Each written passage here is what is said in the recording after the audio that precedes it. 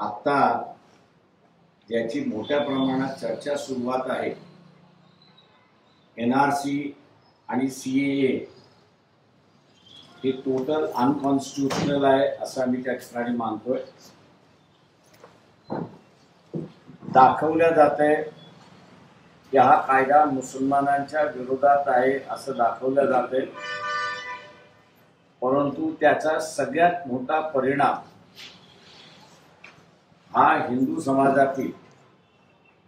जुन्या काळी ज्यांना पिंडारी म्हटलं जात होतं आणि आत्ताच्या भाषेमध्ये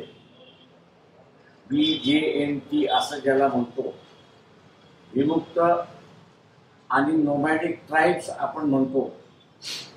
त्यांना मोठ्या प्रमाणात याचा फटका बसणार आहे। आणि त्याचं कारण की ब्रिटिशाने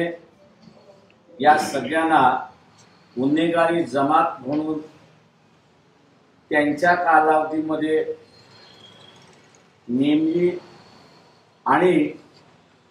जसं रशियामध्ये कॉन्सन्ट्रेशन कॅम्प्स होते तशाच पद्धतीने यांचे कॅम्प्स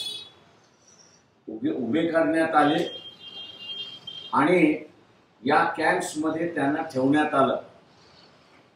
त्या काळी त्यांना